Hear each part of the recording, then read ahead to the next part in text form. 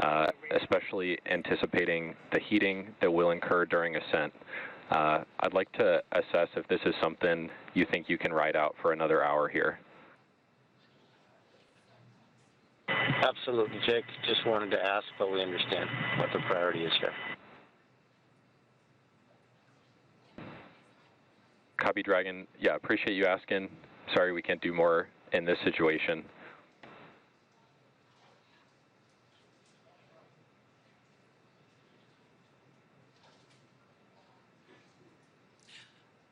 Back to Walter. He has completed cosmonaut training as a space engineer, participated in multiple analog training missions, and flown a variety of aircraft and missions as an active flight engineer in the Italian Air Force. This mission is significant for Italy in that it commemorates the 100th year since the founding of the Italian Air Force. Now, our third crew member for today's mission is Mission Specialist Alper İziraçe. Through this mission, Alper becomes the first Turkish astronaut to go to space. With 15 years of experience across a myriad of aircraft for the Turkish Air Force, İziraçe got his start in the Air Force Academy in Istanbul, Turkey, and earned a master's degree from the U.S. Air Force Institute of Technology. He then flew as a commercial airline captain for several years before returning to duty in the Turkish Air Force. This mission also marks the 100th anniversary of the founding of the Republic of Turkey. And finally, we have Mission Specialist Marcus Want, a lieutenant colonel in the Swedish Air Force who flew 9 years as a fighter pilot and graduated from the U.S. Navy Test Pilot School at the top of his class. In November of 2022, Marcus was selected by the European Space Agency as an astronaut reserve. However, with this mission, AX-3, he becomes the first project astronaut in ESA's history, a new designation within their ranks.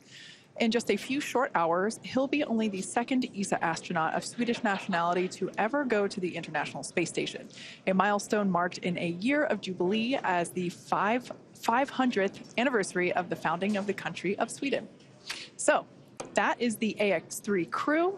We are now under an hour until liftoff. We're at T-minus 58 minutes and 10 seconds, and they're going to be heading to the International Space Station.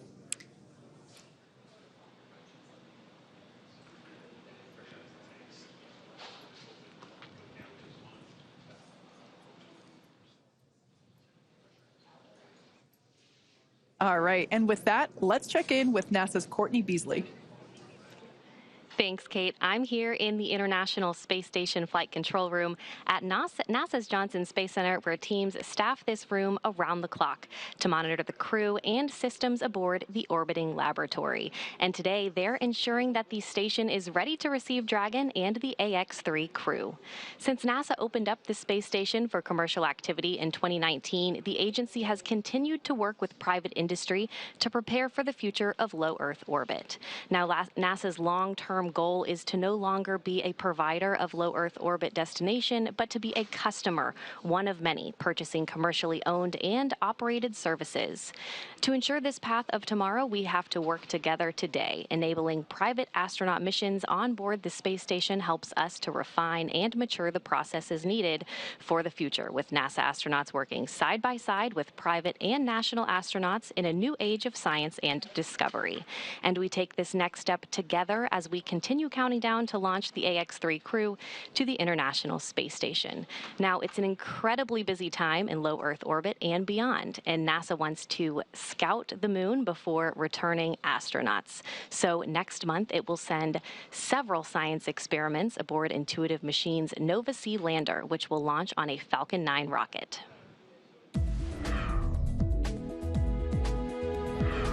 NASA is working with several American companies to deliver science and technology instruments to the moon through CLPS, the agency's Commercial Lunar Payload Services initiative.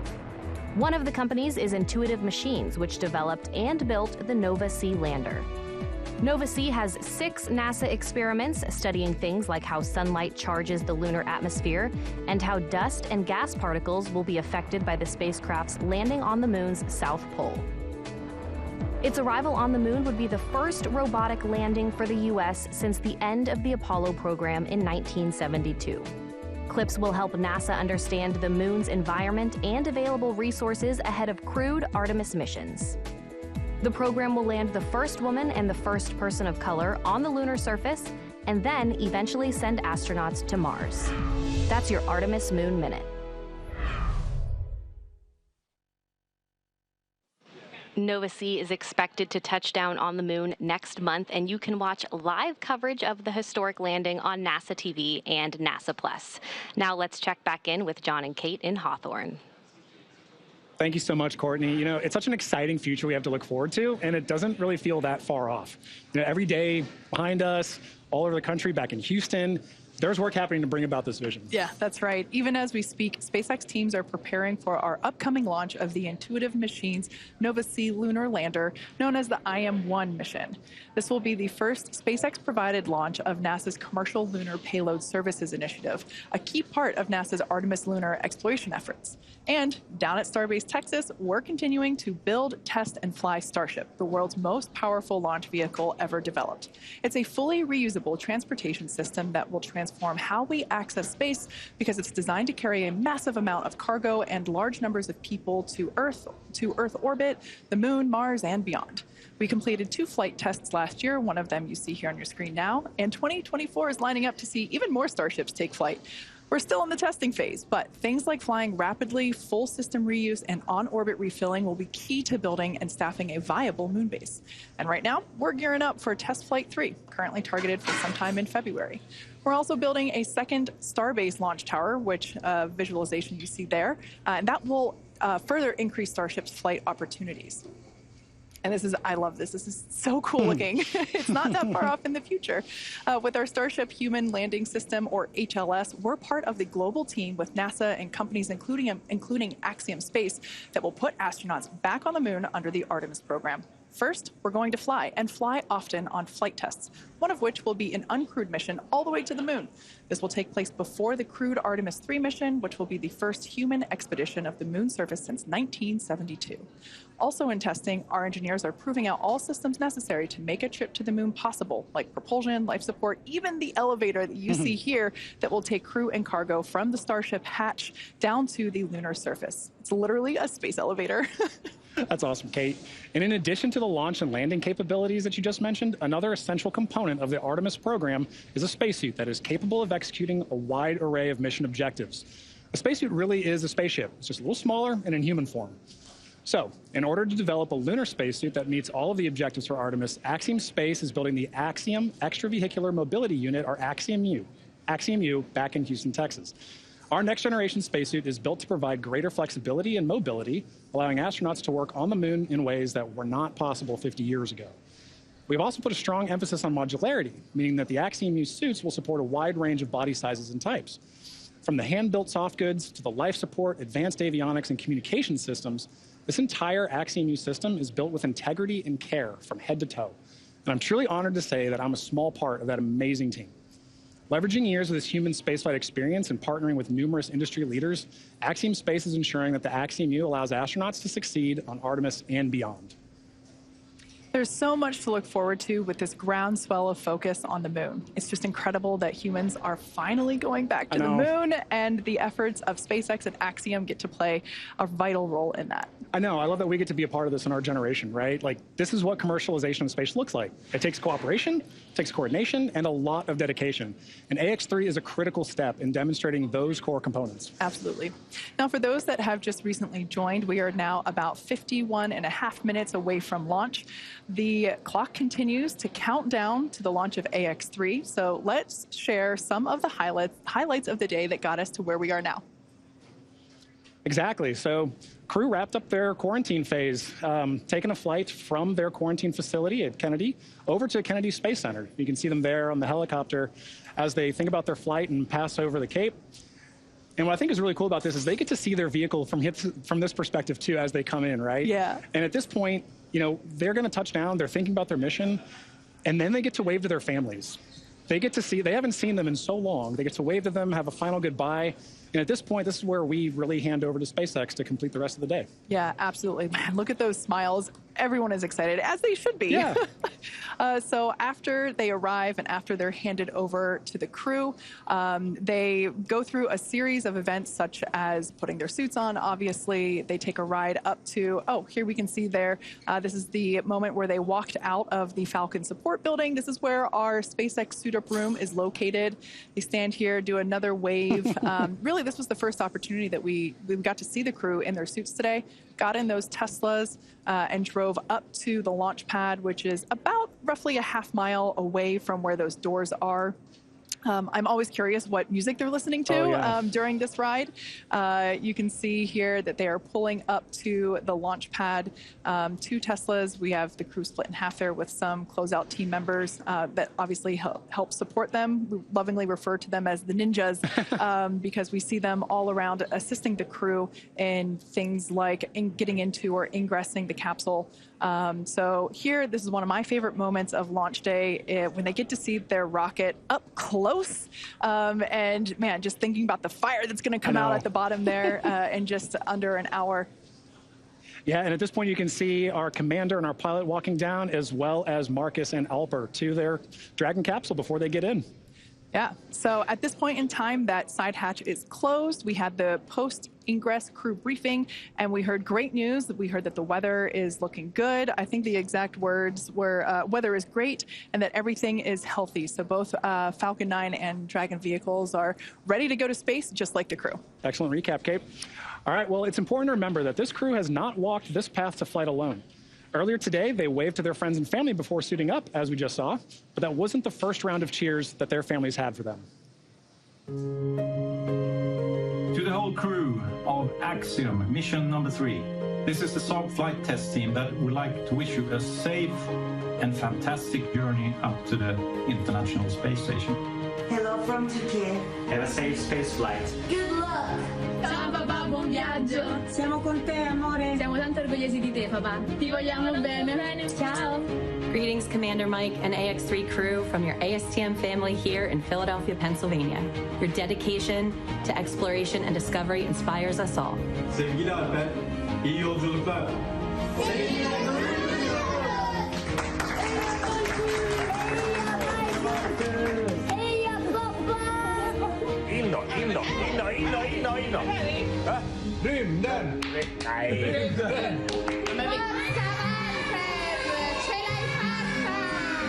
Enjoy every second of it.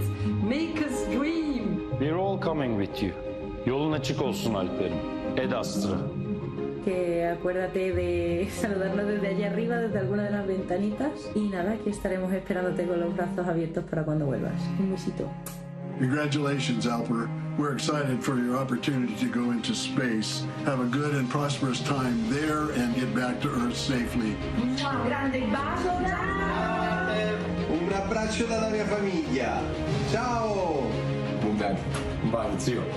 Ti vogliamo bene.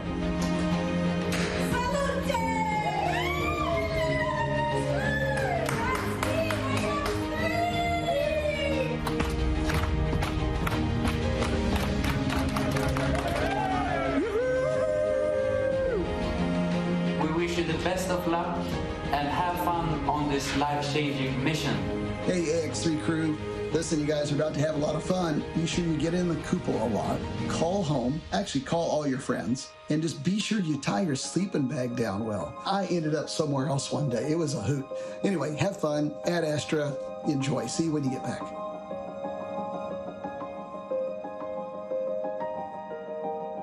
Yeah, those are pretty wise words from John Schaffner there from AX2. Yeah, it's just so fun to see everybody's cheers.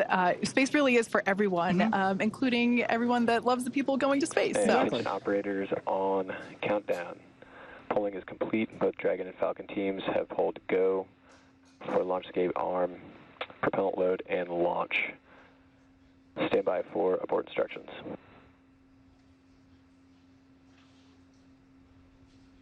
T-minus 45 minutes. Both control rooms go into lockdown and remain in that state until the launch escape system is disarmed. All operators are to remain at their console and maintain a sterile cockpit until MD confirms successful disarming of the launch escape system following orbit insertion or propellant offload in the event of a scrub. For non-urgent no-go conditions, brief the CE or LD and they will approve aborting the countdown. For urgent issues affecting the safety of the operation, operators shall call hold on the countdown net. Launch control will abort the launch auto sequence immediately and proceed into launch abort. At T-minus 10 seconds, launch control will be hands-off and relying on automated abort criteria for the remainder of the count. Operators advise the launch director whether structural breakup or fire is imminent or occurring per Dragon manual escape flight rules. launch control at this time. You may proceed with arming the crew arm for movement. Launch control copies, proceeding with arming crew arm for movement.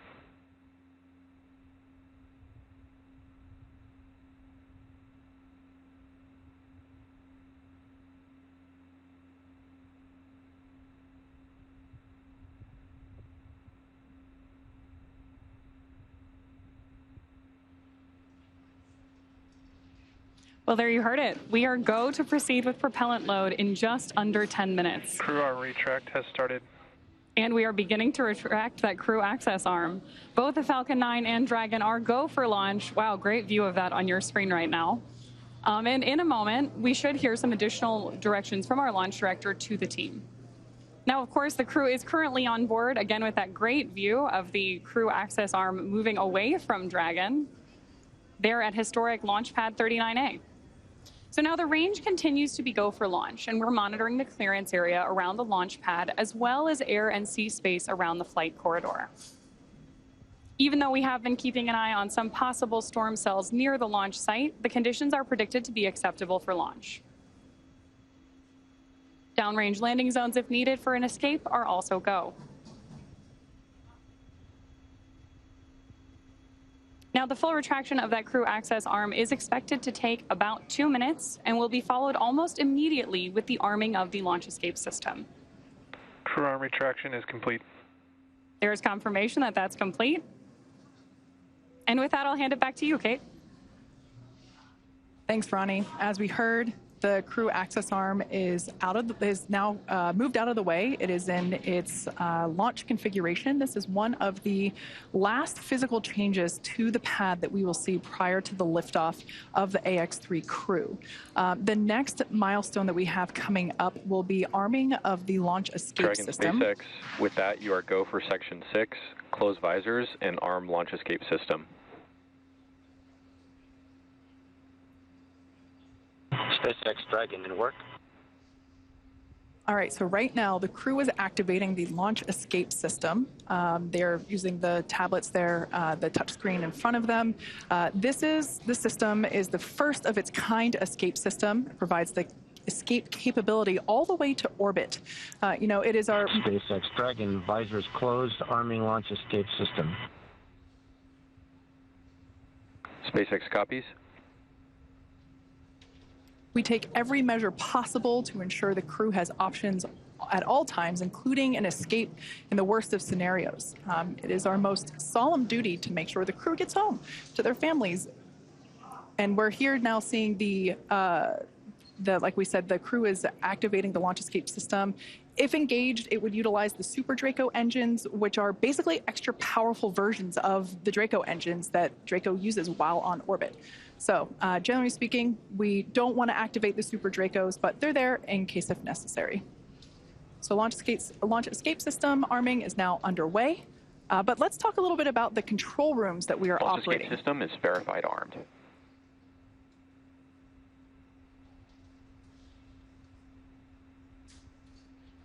All right, there we heard the call out telling us that that launch escape system is now activated. So here, this is our mission control center, and here just behind us, actually, at SpaceX headquarters in Hawthorne, California. We also have launch control at Firing Room 4 at Cape Canaveral. That team is responsible for monitoring Falcon 9 throughout the countdown and the launch, whereas here, mission control is responsible for close monitoring of the crew and Dragon every step of the way as the spacecraft orbits the planet along its customized flight path. On console, or on headset, as we say, are a number of key positions who are monitoring the health of the vehicle and the crew. The mission director, call sign MD, as you'll hear out on the nets, that person's responsible for mission success and is in charge of the room. You'll also hear a specific role dedicated to communicating to the AX-3 crew. We've heard from this individual a couple of times already today. This is Jake Vendel today. This is the crew operations and resource engineer, call sign CORE on the nets. The other positions are focused on things like software, propulsion, navigation, avionics, life support systems, and ultimately communications with the ground segments. SpaceX team members will also rotate on and off to ensure that we have 24/7 coverage of Crew and Dragon for the entire duration of the mission, all the way through splashdown. So fun fact, we also have a crew supporting the NASA Crew 7 team in an adjacent control room just next door to this one. So yeah, we have 24/7 coverage for all Dragons up at the space station. That's awesome, Kate. And on that note, for Axiom Space, teams in Houston, as you can see there, coordinate mission support at Axiom Mission Control Center, or MCCA, as you can see on your screen. MCCA is an officially certified control center, joining the large network of other control centers, like you just mentioned, Kate, that support ISS from all over the world. From this secure facility, teams have live access to voice, video, data, all of that streaming from the ISS, and can work alongside their NASA counterparts to run on-orbit preparations and monitor every aspect of the mission in real time, 24/7, for the duration of the mission. This room is led by what we call an AXL, or Axiom Operations Lead. And around the room are also additional supporting flight controller positions that are each responsible for different aspects of mission support. That includes things like research, communications, medical, integration and stowage, and timeline operations. This is a significant step in our journey to expand access to low Earth orbit, as it is only the 12th ground segment partner for the ISS program. And through this facility, we are providing our customers and the global community a front row seat to the work being done on station. Yeah, as you can tell by the names like Core and Axel, these are really important roles, and everything else kind of flows around them as the center point in those leading those operations, whether it's on the Axiom side or the SpaceX side.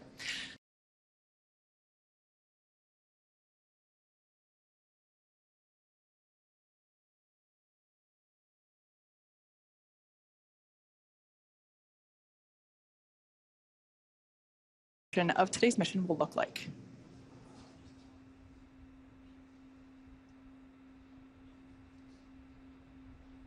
Once we hit T-0, we'll watch Falcon 9 and Dragon lift off from historic Launch Pad 39 view of right now and begin to make their ascent.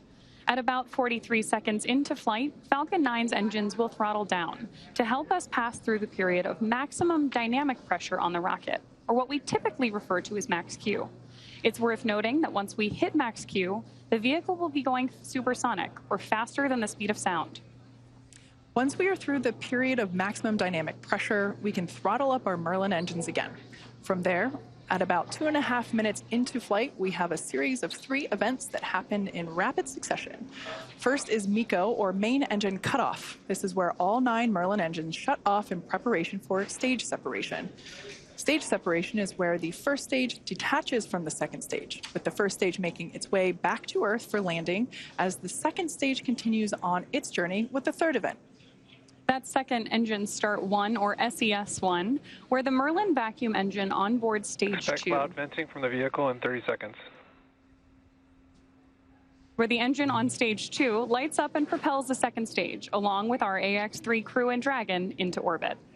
As stage 2 heads towards its targeted drop-off orbit, stage 1 will execute 3 burns in order to make its way back to Earth. The first is the boost back burn, where 3 of the Merlin 1D engines will reignite and shut down.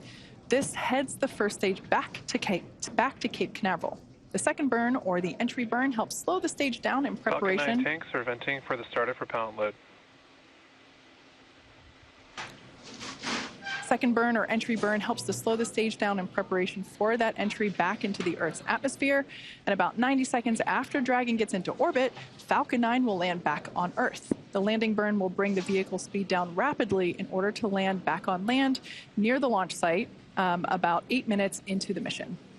And while that first stage is heading back to Earth, the second stage will cut off its Merlin engine that was ignited right after stage separation. Once this happens, we'll wait for confirmation of a good orbital insertion. Then, Dragon will begin preparations to separate from the second stage. About 3 minutes after the second stage reaches orbit, we should have a great view of Dragon with its 4-person crew drifting away from stage 2.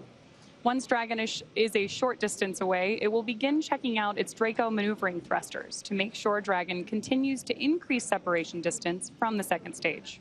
The nose cone deploy sequence will initiate just before T+12 minutes and then finish around T+15 minutes.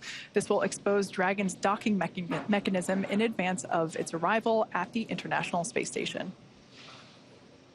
For us, these Dragon missions are important for safely flying astronauts so they can conduct scientific research and other activities in space, but also because they are laying the foundation for the future where more people from more countries all around the world will have an opportunity to travel to space, whether it's low Earth orbit, the moon, Mars, or beyond. In the history of human spaceflight, less than 700 people have ever been to orbit. At SpaceX, we want to help create a future where not just hundreds of people, but thousands and ultimately millions of people can travel off Earth to live and work in space and on other planets. Last year, we flew 6 Dragon missions. This year, we could launch up to 8 missions, including 5 or 6 human spaceflight missions, and that's only going... Propellant load has started. All right, right now we just heard the call at Falcon 9 has begun loading its propellants, liquid oxygen, and RP-1 rocket-grade kerosene, so good news there. As I was saying, this year that could include 5 or 6 human spaceflight missions, and that's only going to increase in the future. Thus far, we've only launched crew missions from Launch Complex 39A, which is what you see on your screen now. However, to support our growing manifest of Dragon missions, we've recently made some new upgrades to our other Florida launch pad, Space Launch Complex 40, which you see there with a brand new crew access arm being lifted. We're on our way to having 2 launch pads capable of supporting human spaceflight missions, meaning we'll have more opportunities to fly people on Dragon to orbit. If you're interested in helping us advance the future of human spaceflight and potentially fly on a future Dragon mission, check out spacex.com/human spaceflight to learn more.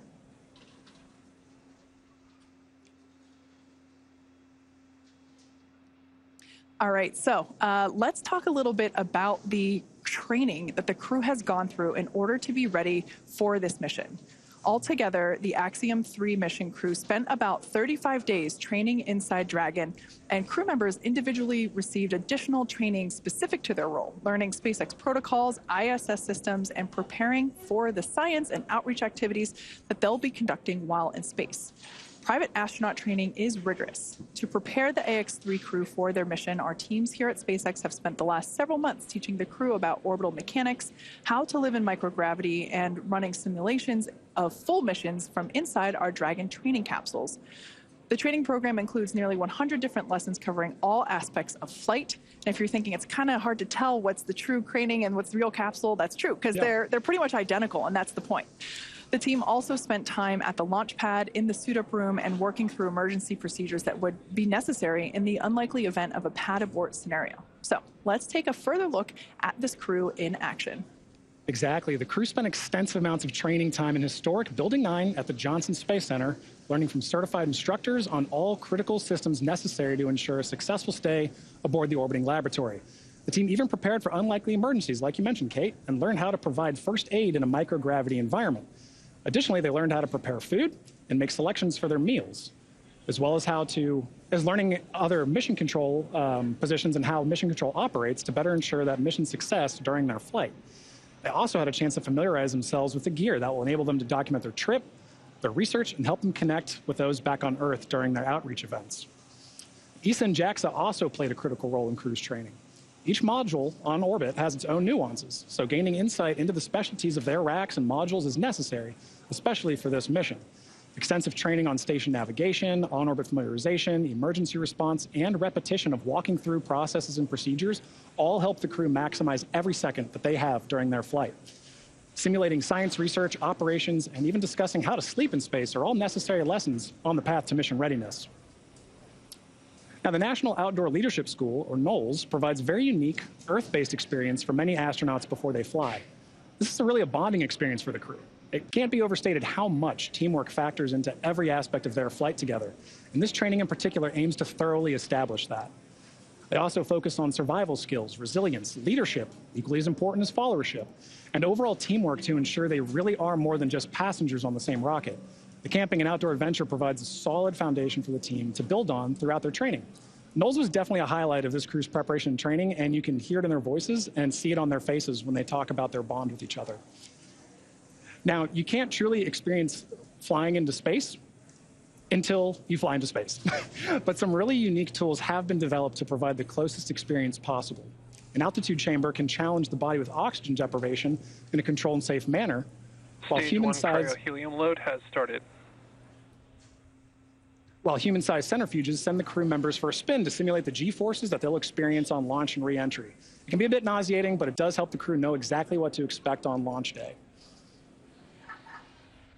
Now, at the end of it all, a mission patch is celebrated, and it is hung in a tradition since the earliest days of spaceflight.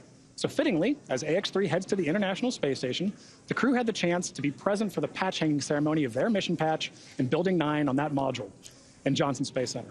Spaceflight is a serious business, but moments of levity and celebration like this help everyone pause and reflect on the incredible accomplishments being achieved every day.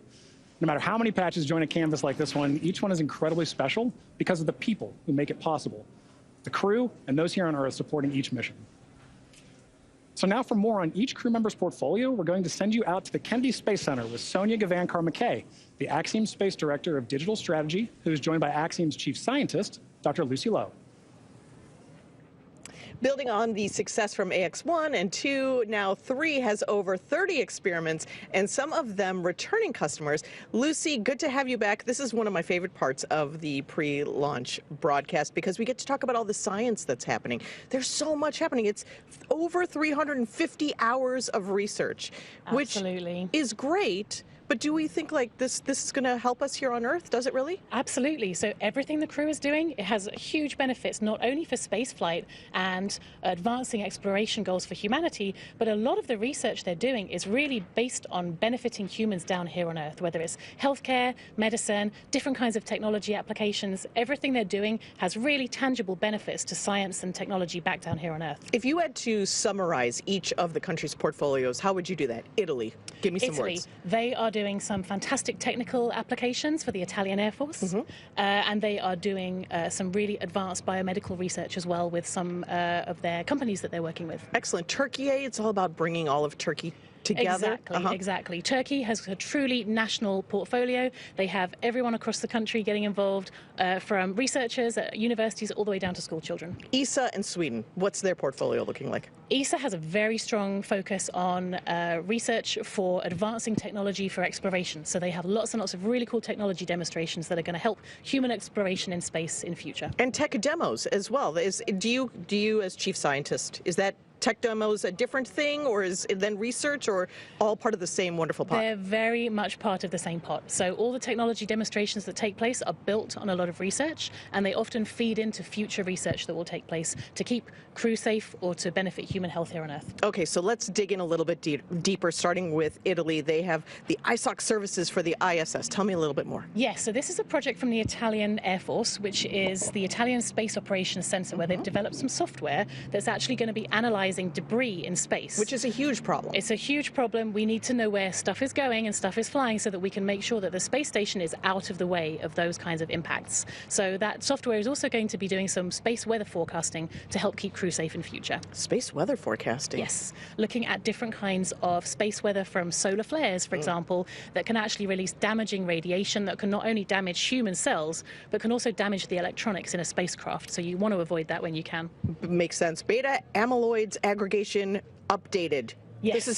This is about Alzheimer's research. Exactly. So beta amyloid is a protein that aggregates together. It forms clumps. It forms amyloid plaques that are found in the brains of humans with Alzheimer's. If we can understand how those aggregates form better, which we can use microgravity to really investigate that, then we can gain insights into Alzheimer's disease and how this terrible neurodegenerative disease can form, or potentially how we could even treat it. And you talked about that weather forecasting, which is part of radiation. That's a big part. So briefly tell me about the Italian portfolio with radiation research. Exactly. So they have got some light ion detector hardware that they have built that is going to be analyzing the real-time radiation risk from this kind of space weather. And we also have some companies that have got some advanced materials that they've developed that is designed to shield from some of this radiation in future. Okay, let's talk about the country of Turkey's research portfolio, the Turkish Space Agency, otherwise known as TUA.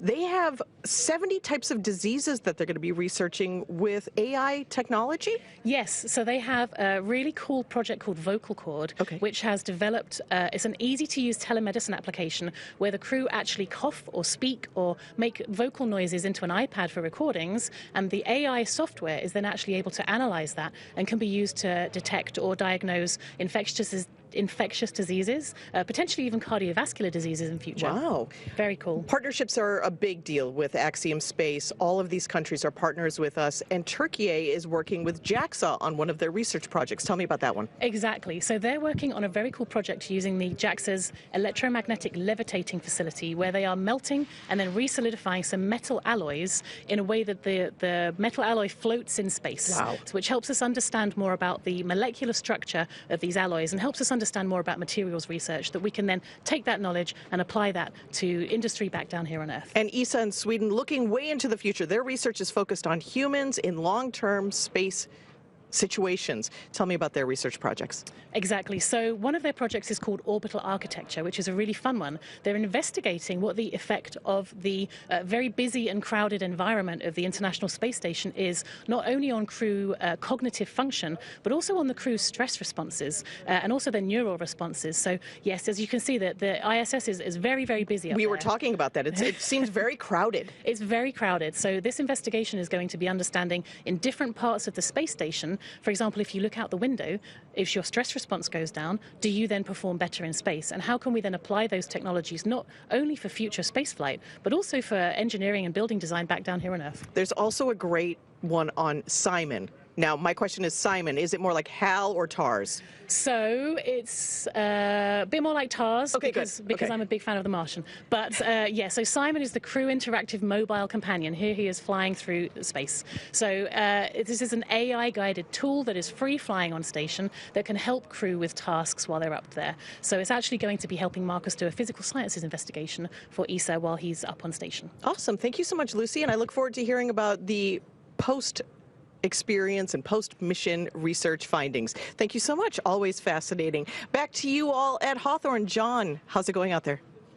It's going great, Sonia. Thank you very much for that. You know, hearing all that different research really kind of cements how important and unique each mission is, right? Each mission has its own suite of research. It has its own crew that makes up that mission.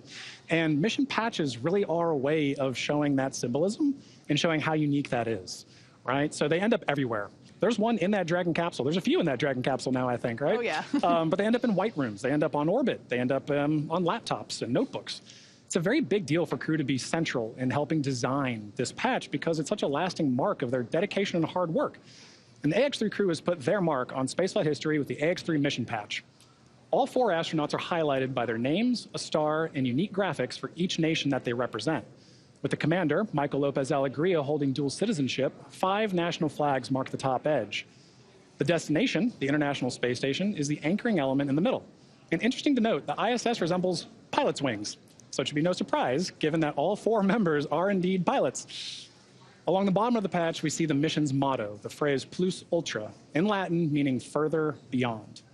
So together, all of this builds on the mission's theme of exploration and its slogan, exploring further without borders. Yeah, like you said, they do end up everywhere. My personal favorite place is there inside the capsule. There's 2 patches in there, one from the Crew 4 mission and one, of course, from the AX-2 mission, which also took this capsule to space. So I think it's safe to say that we're going to be flying so much that we are going to potentially run out of space for patches. You put them on the back of the seats, maybe? Yeah.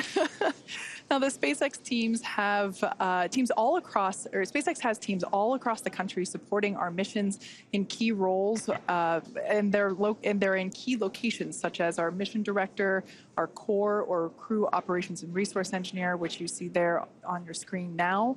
And these people are very important.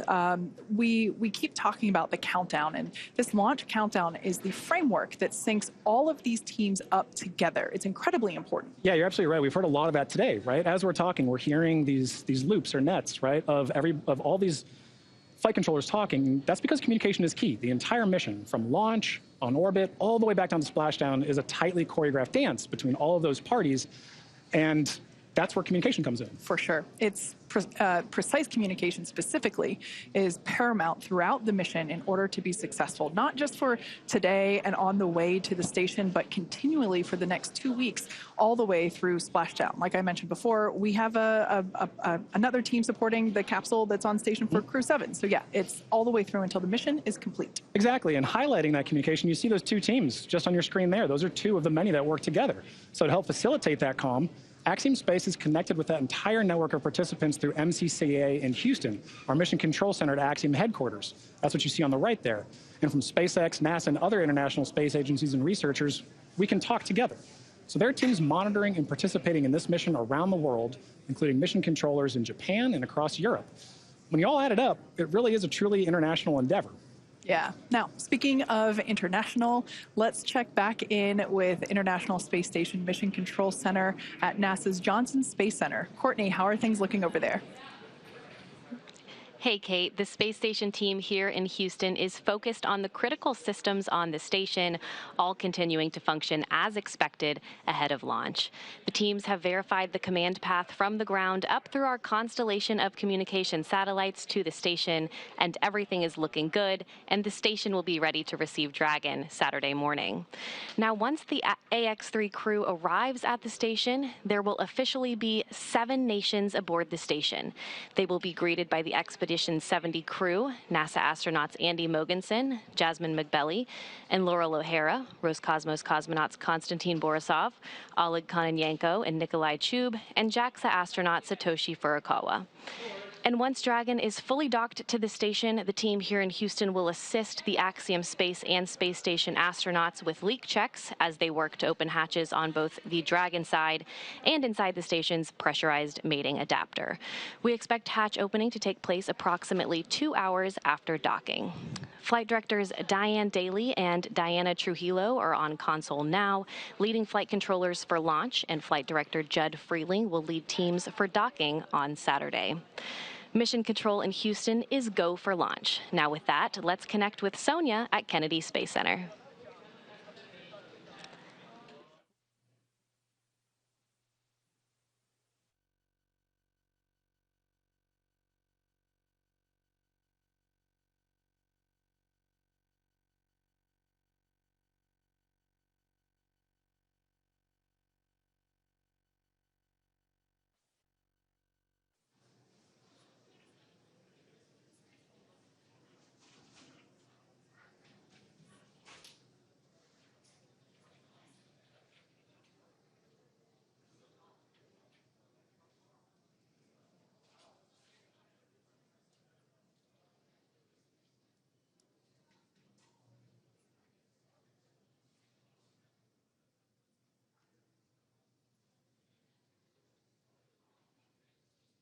All right, for those of you that have recently tuned in, we are now within 20 minutes until the launch of AX-3 to the International Space Station. Officially, T-minus 18 minutes on the dot.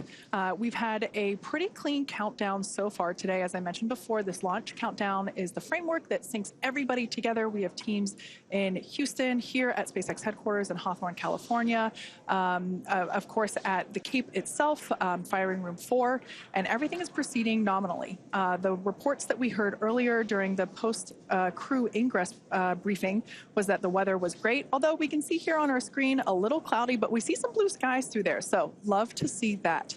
We also heard that the team was working no major issues. Both Falcon and Dragon remained healthy. At T-minus, I believe it was 35 minutes, T-minus 35 minutes, we began prop load or propellant loading.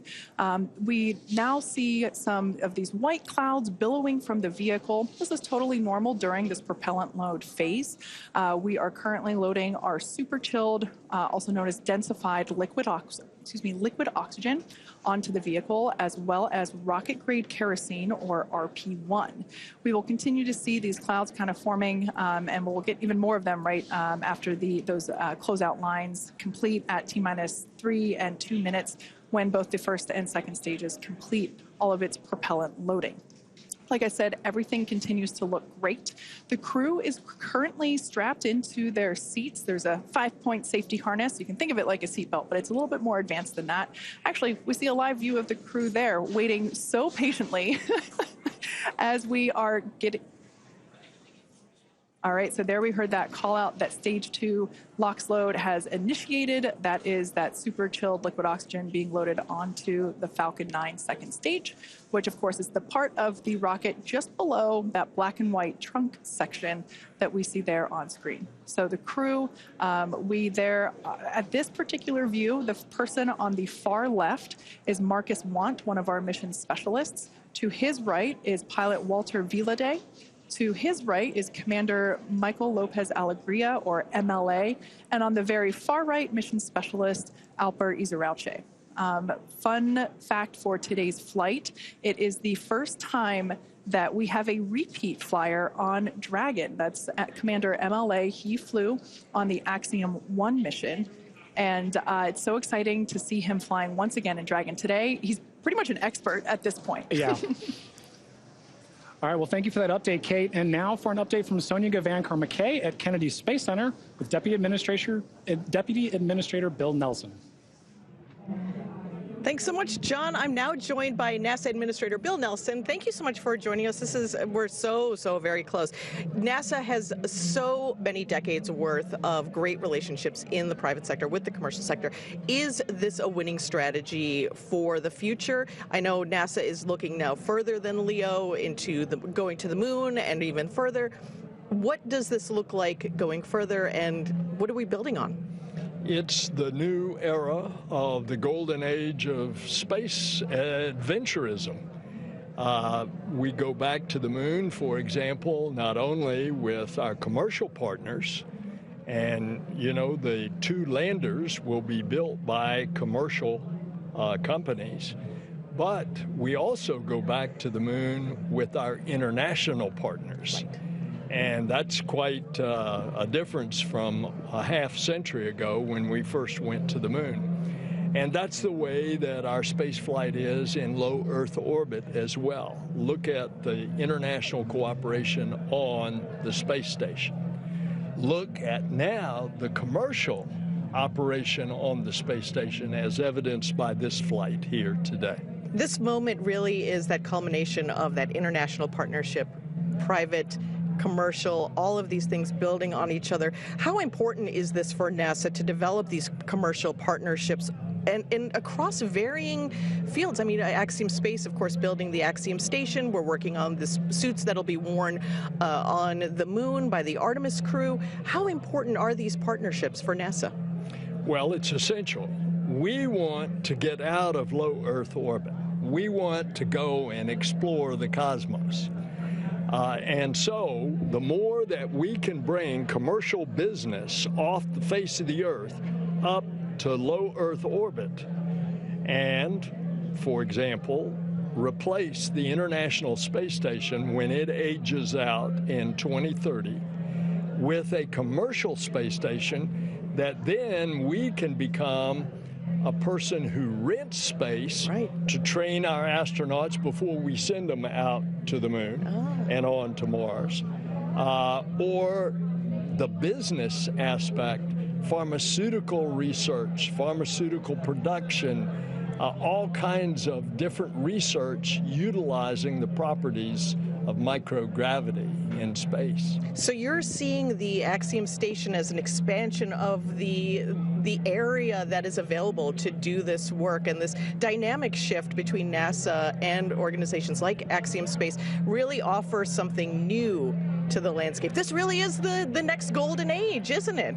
Well, and Axiom is one of several that are now with incentive money from NASA building their concepts of a space station for low Earth orbit.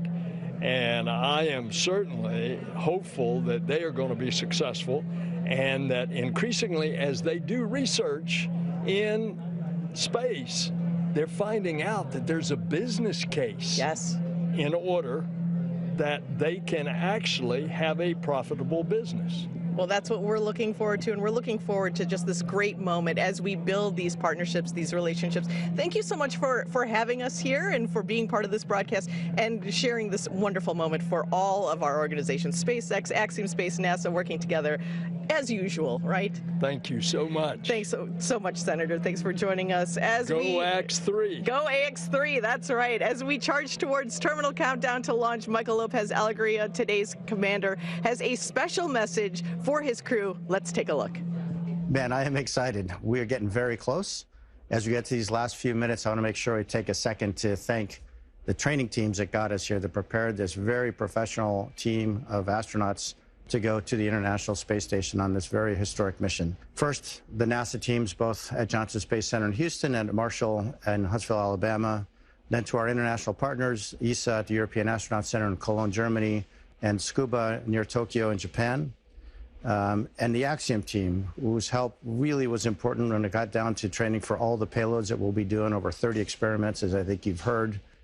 So we're excited and very thankful to all those guys, but last but not least, to the folks in whose very capable hands we find ourselves right now, that's SpaceX.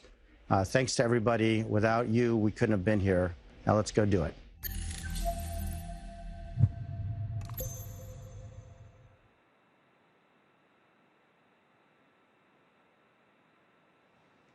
Great view of our AX-3 crew there, strapped in and ready for liftoff just over 10 minutes from now. Dragon SpaceX, confirmed crew displays are configured for launch.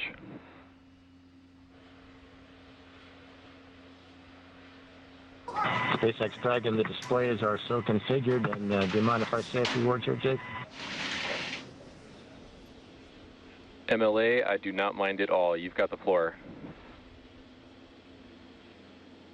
So first I want to thank our partners who had the vision and the conviction to help Axiom open access to humans to low Earth orbit, and they are the Italian Air Force and its various ministries of its government, the Space Technologies Research Institutes of Turkey, TÜBİTAK, and the Turkish Space Agency and its ministry, as well as the Swedish National Space Agency in tandem with ESA.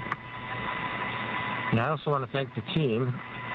If you're listening to this through an earpiece sitting in Hangar X and Launch Control or in Hawthorne and Mission Control, you're on the team.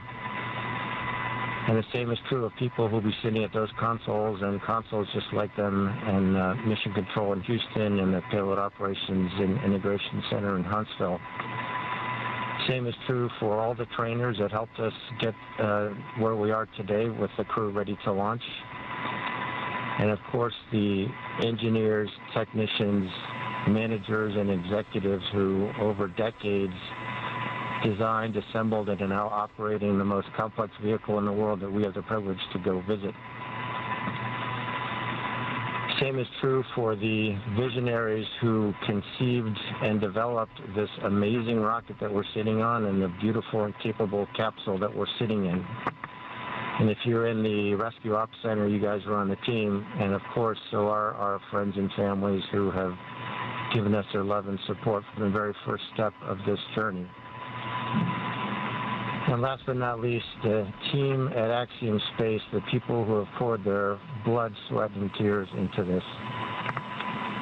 To the four of us that are lucky enough to man the good ship Freedom at this point, are humbled to be on the team. We're grateful to our teammates, and we are go for launch. Plus ultra. Copy all, Mike. As we just ticked through T-minus 8 minutes, I'll let you know you've got a whole bunch of people rooting for you here and indeed all over the world. Godspeed, Axiom 3.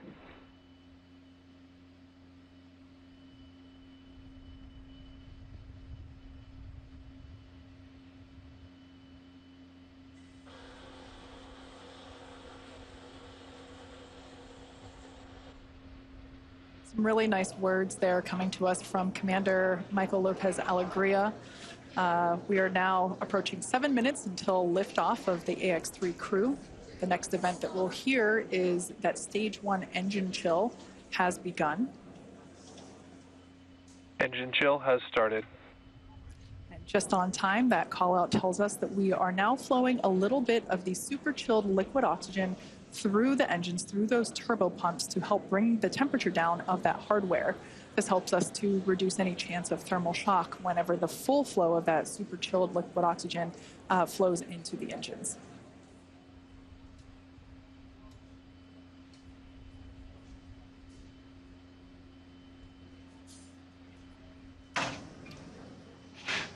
LOX load continues for Falcon 9. We're fully... Stage 1 RP1 load is complete. So good call-outs there that we have completed loading RP1, which is a highly refined type of kerosene on board Stage 1 of Falcon 9. You've got that great view on your screen. As we mentioned earlier, Falcon 9 is an RP-1 and liquid oxygen-fueled vehicle, so LOX fueling continues on the vehicle on both the first and second stage.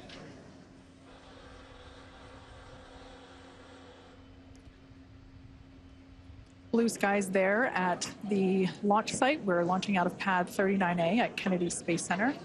We are 60% go for those weather conditions, which we're always keeping an eye on around the Florida airspace. Next event that we have coming up is the terminal count for Dragon. This involves a couple of things, but primarily just means that Dragon will be transitioning to internal power. Great view there of the Dragon capsule, as well as the Dragon trunk, which is the unpressurized section just below the pressurized section, which of course is where we have the crew sitting. Propellant remains underway. We are completely loaded with all of our RP-1, that rocket grade kerosene. We're still underway. Falcon 9 tanks are pressing for strong back retract. Dragon is in configure for terminal count. So like Kate mentioned, we are heading into terminal count, and Falcon 9 is ready for that configuration. We also just heard the call out that the Falcon 9 tanks are pressurized for strong back retraction. The strong back is that white structure you see to the right of the vehicle right now. That's used not only to connect the vehicle's umbilicals, but also as a structural support system. The strong back is retracting? Up until it begins to retract, which we just heard the call out for here. That's the mechanism we use both to move the rocket out to the launch side and pull it into its vertical orientation ahead of launch. Now we'll keep an eye on it as it retracts slightly here on your screen. We'll be able to see those clamp arms begin to open. And there they are now. And then that strong back will retract a couple degrees away.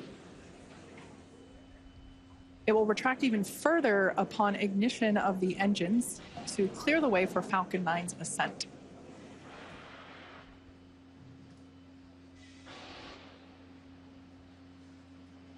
As I mentioned before, RP-1 is completely loaded onto the vehicle. We're still loading liquid oxygen onto the first and second stage.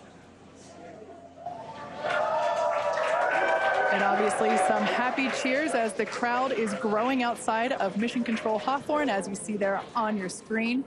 It's always awesome to have an astronaut launch, but especially one during the day.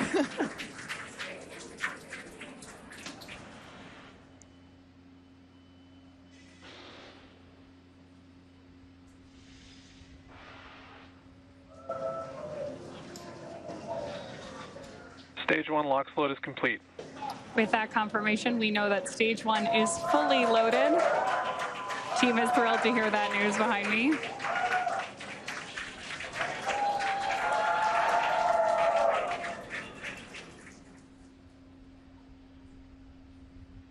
At liftoff, stage 1 combined between that RP-1. Dragon is in terminal count and is on internal power.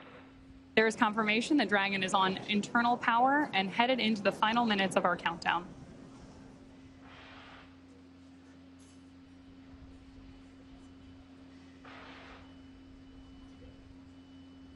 As I was saying earlier, at liftoff, Falcon 9 will be burning nearly 700 gallons of fuel per second. Great views there, too, of our crew inside Dragon, awaiting liftoff just over 2 minutes from now.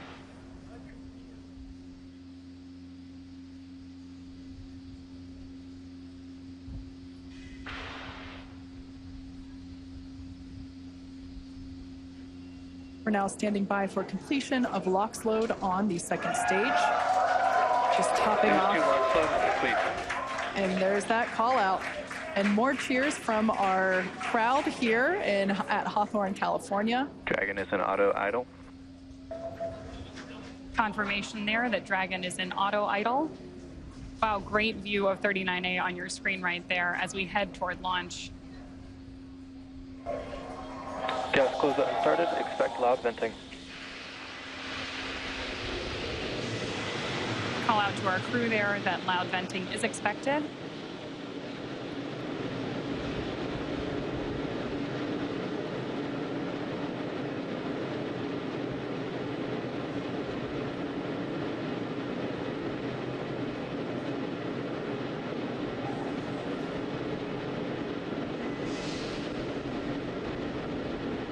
Falcon 9 is in startup.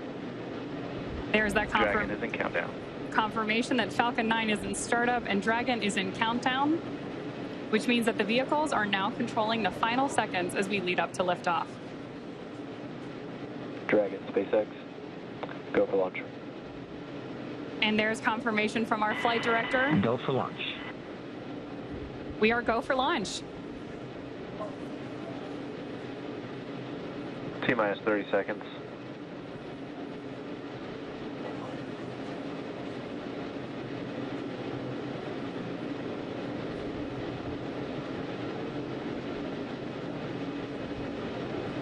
T-minus 15. 10, 9, 8, 7, 6, 5, 4, 3, 2, 1. Ignition, engine full power, and liftoff. Go Axiom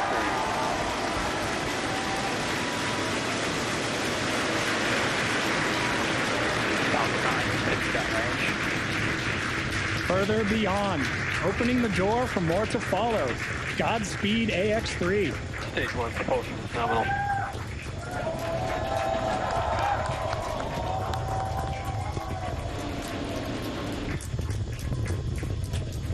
Of course, if you are just joining us, this is the launch of the Axiom 3 launch to the International Space Station. Those incredible views on your screen, and there's our first shot of the AX3 crew inside Dragon on ascent. Now, in just a few seconds here, we should hear the call out that Falcon 9... power and telemetry. Stage 1 throttle down. There's that call out that Falcon 9's engines are throttling down to help us pass through the period of maximum dynamic pressure during ascent. Max Q. There's that call out for Max Q. Falcon 9 is supersonic. And that Falcon 9 is going faster than the speed of sound. Now, at this point, we will begin to throttle Falcon 9's engines back up. Stage 1 throttle up. There's that call out for mission control as well, as our AX3 crew continues on their way to space.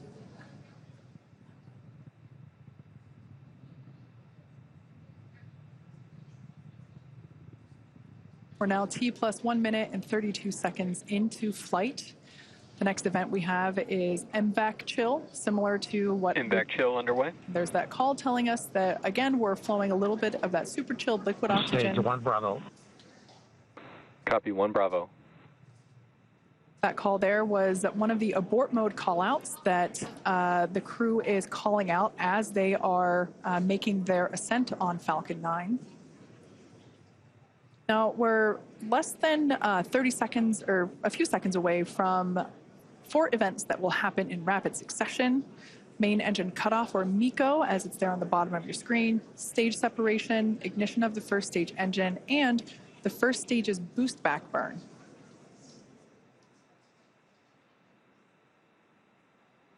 Stage 1 throttle down. That call telling us that the engines are beginning to throttle down. MECO. Stage separation confirmed. SpaceX Dragon 2 Alpha. Some loud cheers here as we can see that the Stage 1 boost back startup. First and second stages have separated. A beautiful view there. The brighter light is the second stage under power of the MVAC engine. That first stage booster is now heading back toward the Florida coast. One thing I love about daylight launches is we're going to get some amazing views. We should be able to see the Space Coast come back into view as the first stage gets closer and closer to landing zone 1.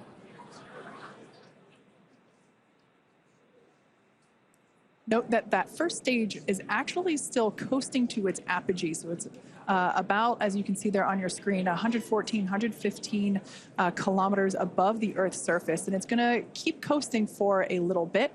Beautiful view there on the right-hand side of your screen of that MVAC engine. Boost back shut down.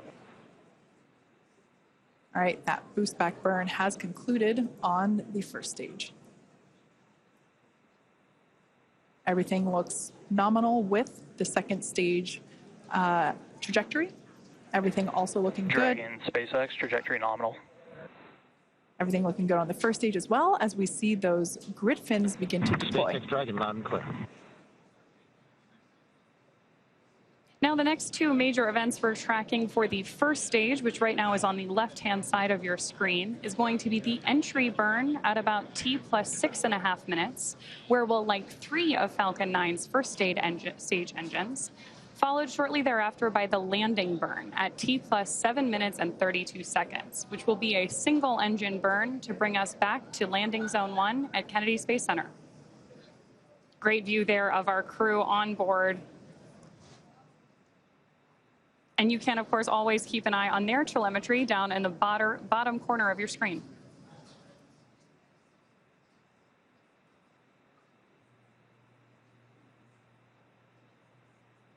At this point, we should be just about 1.5 minutes away from that entry burn start. SpaceX trajectory nominal.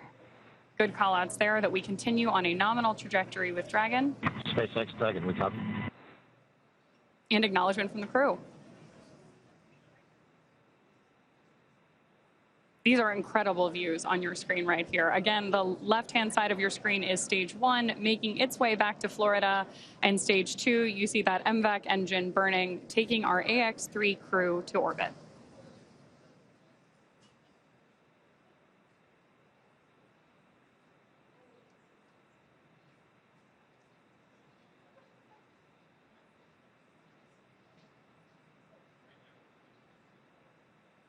That entry burn we're waiting on here is going to be a relatively quick burn, and what we're doing with our first stage is effectively scrubbing off some of that velocity as we come in for landing.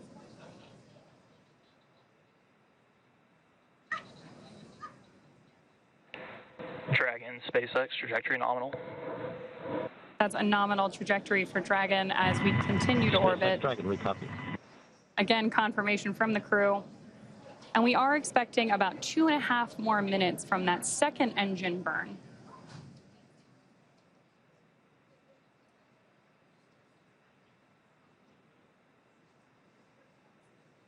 Stage 1 entry burn startup.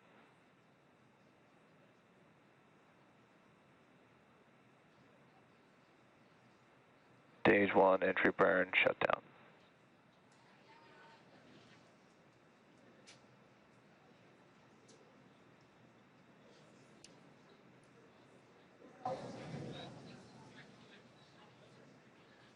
As we heard the call out, that entry burn has concluded. The next burn will be the landing burn. As I mentioned before, we're heading back to landing zone 1. We're going to come through the clouds right now. Dragon, SpaceX trajectory nominal. Everything continues to look nominal for SpaceX Dragon, we copy. For the second stage there on the right-hand side of your screen. These views really are breathtaking. Such clear, crisp views of both the first stage on the left and the second stage on the right. Right through these clouds should be our first view. Once again, there it is. Just like magic, we see landing zone 1. Crowds cheering here at SpaceX Mission Control Hawthorne as we tune in to see if we stick the landing.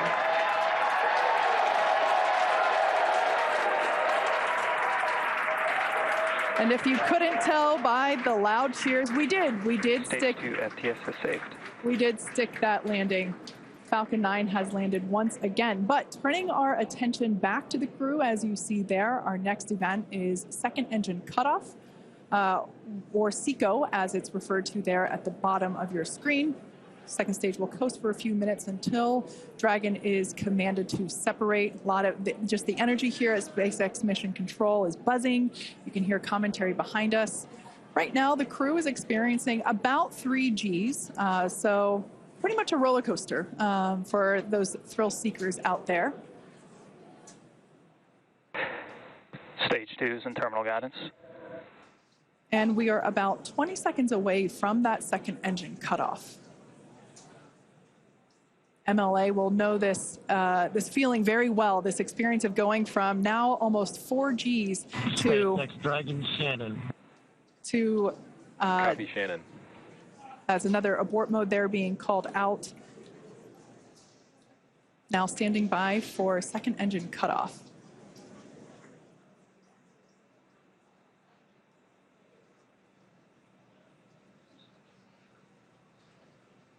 MVAC shutdown.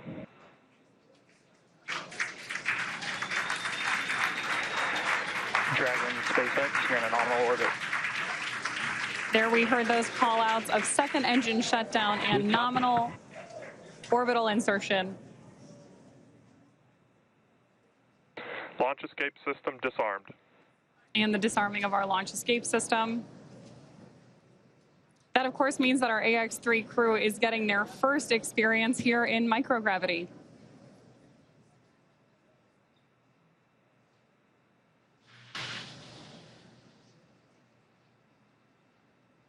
Right now, Dragon is performing a series of onboard checks to ensure that we're ready to begin actuating those Draco maneuvering thrusters on board the vehicle.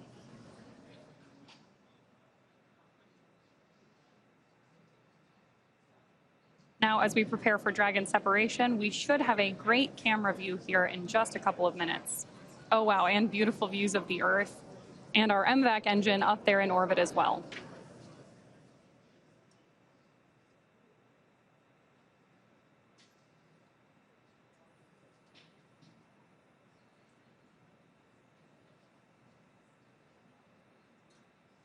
Views there as we await that separation.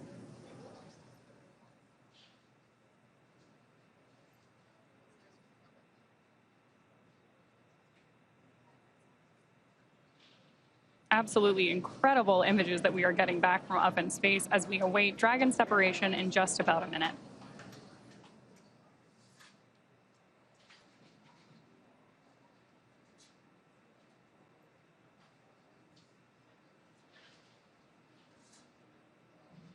More views there of our AX-3 crew on board Dragon.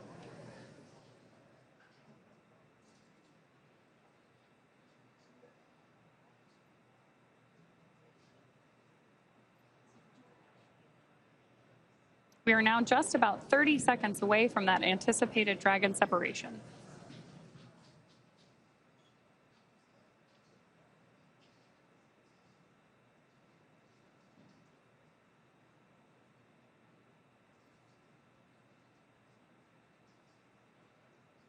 Starting to see the crew there play a little bit with the fact that they are operating in microgravity.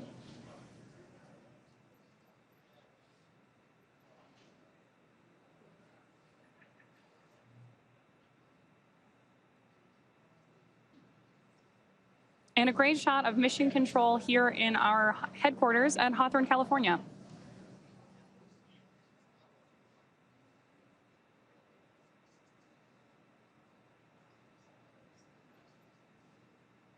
This camera view here is taking a look at Dragon. What we're waiting for is nose cone deployment, among other things, which, as Kate mentioned earlier, there we go.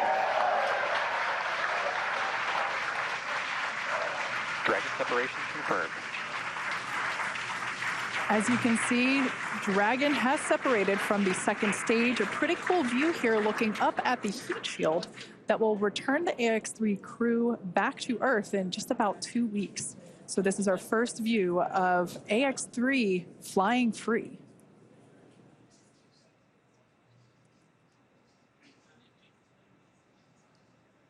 The next physical change that we will see will be the deployment of the nose cone. That will take... Dragon, this is the SpaceX Falcon team. We want to congratulate you on a great ride to orbit. I think you're demonstrating the ultimate in reuse, a reused Commander, a reused Dragon, and a reused Falcon. Or maybe flight experience is a better word. Enjoy space. And Axiom 3. No, Durst, and as I was saying, it's a team sport. Thank you, guys. And Axiom 3, this is your launch director here.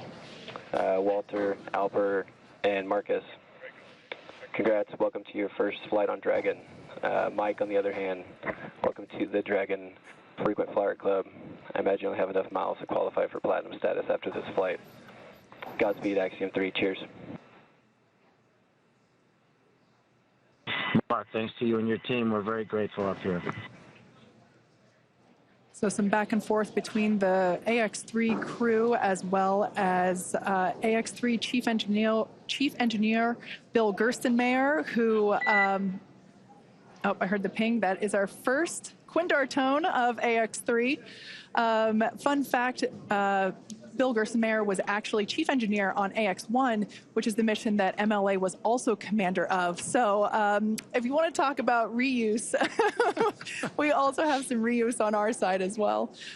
We also heard some nice words from launch director Mark Soltis. So just some really nice communication from both the Falcon team and the Dragon team to the AX-3 crew.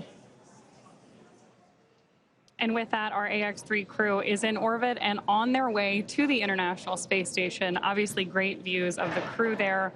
And now mission control, again, that's... SpaceX Dragon. Jake, any chance you could encode one of the centerline cameras? We could watch the nose cone. The crew's getting right into it. I love it. Dragon, we copy on the request.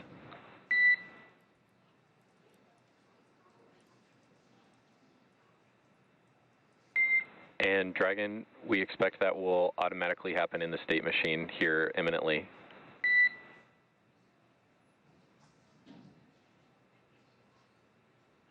So with that, we are going to throw it back over We see Hooks still traveling. Okay, we stand by.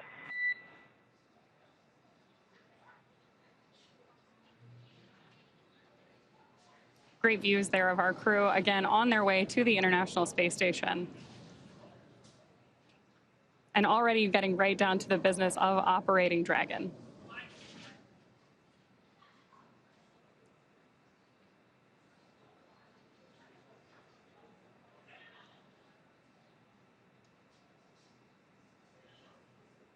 You can still see a huge number of our team gathered behind mission control.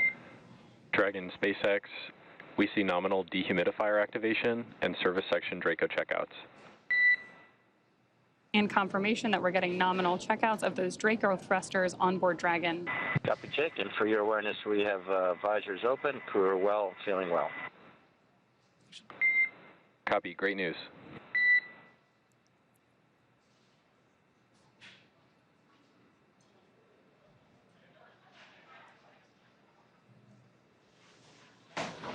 So for those of you that have just recently tuned in, AX-3 is in space. The crew is experiencing their first taste of microgravity. Here is a view of our MVAC engine, which has been shut down. The crew has actually separated away from the second stage, which is where that MVAC engine is located. We are standing by for nose cone deployment. This takes a few minutes to complete as there are 2 sets of hooks that need to be opened independently of each other. By deploying the nose cone, we are able to expose the docking mechanism, which is, of course, what the crew will utilize, what Dragon will utilize to autonomously dock with the International Space Station.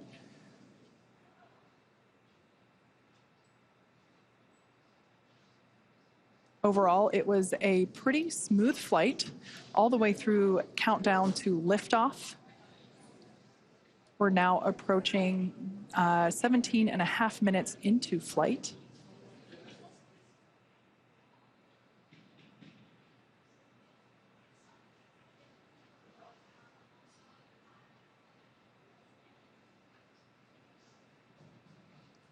Once again, the next milestone will be to deploy the nose cone. This is basically the last physical change that Dragon will undergo in order to begin its journey. Well, not really begin, it's already on the way, but in order to be ready for its approach to the International Space Station.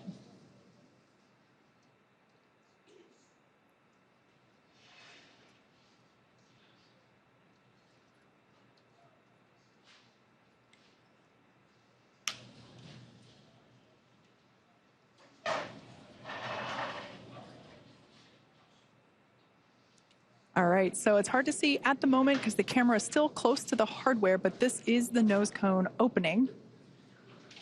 Slow and steady wins the race. Of course, when you're in space, every action has an opposite and equal reaction. So for very good reasons, we don't just fling the thing open. It's very slow and steady. Again, this allows us to expose the docking mechanism, the hardware that will be utilized to dock with the International Space Station. That hatch, which is the forward hatch, will then be opened, and that's how the crew will get in and out of Dragon while it is up at the space station for the next 2 weeks. So that side hatch, which is where we saw the crew, or technically they were already in by the time that we started our broadcast, but the crew did ingress Dragon today, just a couple hours ago, through that side hatch. That remains closed. That won't open again until they are safely back on Earth on our recovery ship. So this nose cone that we see here slowly being opened is basically opening the first part of a multi-system door for them to get in and out of the International Space Station. I mentioned before that docking is autonomous. That means that Dragon does the steering itself. Our pilot, Walter Vilade, has the training and the capability to take control if necessary, but nominally speaking, Dragon flies on autopilot. It does the thinking and the calculation itself, which at the end of the day is ultimately much safer than human steering, as there's more, humans are prone to error because we are human. So that's a live view there of SpaceX Mission Control Center here at SpaceX headquarters in Hawthorne, California. It is in the middle of our workday, so of course, many folks have returned to their positions, their desks, their job, and they are continuing to do what we do best, and that's build spacecraft and rockets and send people to space, just like we have done today. So with that, let's check in over with Courtney, who is standing by at the ISS Mission Control Center in Houston. Courtney, how are things looking over there? It's over to you.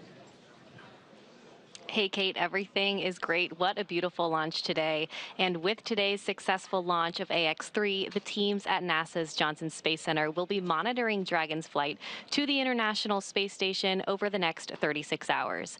NASA's role in this journey really kicks in at a period called Integrated Operations, where Dragon is much closer to the station. At this point, NASA, SpaceX, and Axiom Space teams are all in lockstep to get the crew safely docked. The teams here are preparing for a docking of AX-3 to the station on Saturday morning. For now, that will be it from us in Mission Control Houston, and we'll be back with you Saturday for docking. And for now, we'll send it back to you, Kate and John. Thanks, Courtney. And we did hear that we had nominal opening of the nose cone, so that is great news. Yeah. Now, over the next 30 plus hours, really, Dragon will execute a series of burns to gradually raise and line up the AX-3 crew for docking with the International Space Station and what we refer to as the activation and rendezvous phase of the mission. In just a few minutes, the crew will change out of their spacesuits and get a little bit more comfortable for flight, and something that would be my favorite part, enjoy their first meal aboard the spacecraft. Over the course of their flight, they will have a rest period that will last for about 8 hours. Before they arrive at the space station, we will have 2 potential opportunities to chat briefly with the crew on orbit, one around 3:15 p.m. Pacific and another around 6:20 p.m. Pacific. Dragon SpaceX, environments look good for suit doffing, and the cabin camera is soon to be configured. Your go for suit doffing. Copy, we'll put 4.012 in work. All right, so that call out there just saying that the crew is clear to take off their suits. As I had mentioned, they're able to get a little bit more comfortable for the upcoming journey.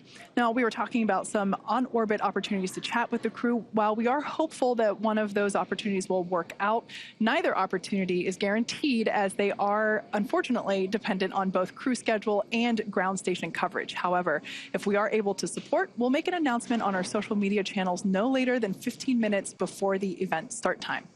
In the meantime, be sure to keep tabs on the mission at axiomspace.com, and you can also track... And Dragon cameras are external.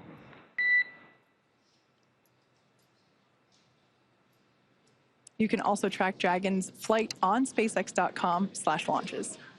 Right, like you mentioned, Kate, even if we aren't able to talk live with the crew, we will continue to provide updates on the mission across our social media channels.